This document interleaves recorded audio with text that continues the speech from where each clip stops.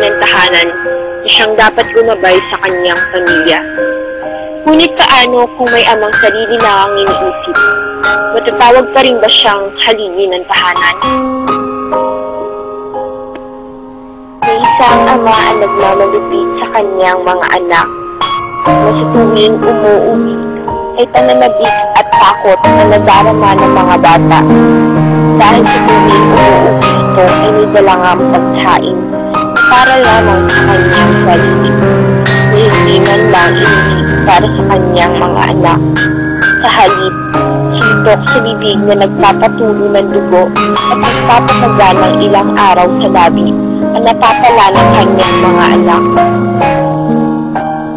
Anim lahat ang kanyang anak, na ayon sa kanila ay 1 o 2 beses lang surprisan ng kanilang ama sa pag-uwi nito na may dalang pasalubong na para sa kanilang mag-anak. Ngunit, hindi na ito muling naulitan. Sa tuwing uuwi ang kanilang ama, ilaga wala ito sa kanyang sarili. Sa pagpupunta na ng galing ang kanyang mag-anak, binubugbog niya ang kanyang asawa, maging ang kanyang mga anak.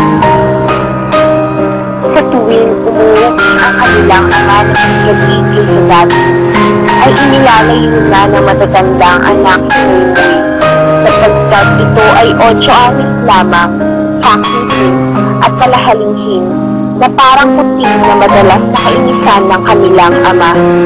Mahaba, matinis, at umaabot ng ilang oras ang paghalinghin nito na siyang nagpapangilo sa nerbiyos ng ama, na nagdudulot din sa kanilang lahat ng serbisyo.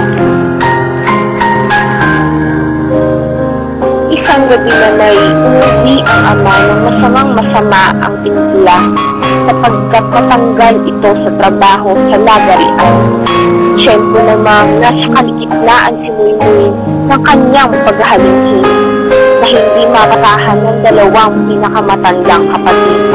Maya-maya ay walang ano-ano ay bumagsak ang kamao ng ama sa nakangusang mukha ng bata, kung saan lumansig sa kanila ng kwarto na walang kagalaw-galaw.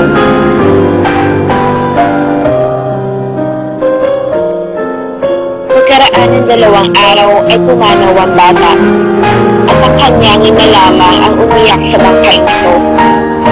Buong araw naman nakaupo at nagmumukmok ang kanyang ama nang biglang dumating ang kanyang amo sa lagarian na nabalitaan ang nangyari kay Moy. Muli itong ibinalik sa trabaho. Ngayon, nakapag-isip-isip na ito. Siya pala ay isang malupit na ama. Ngayon, magiging mabuti na siya sa kaniyang mga sibling. Magbabago na siya habang may panahon pa. At sa huling sandali ay pinakita niya ang pagbabago niya sa harap ng libingan ng kanyang anak na si Moy.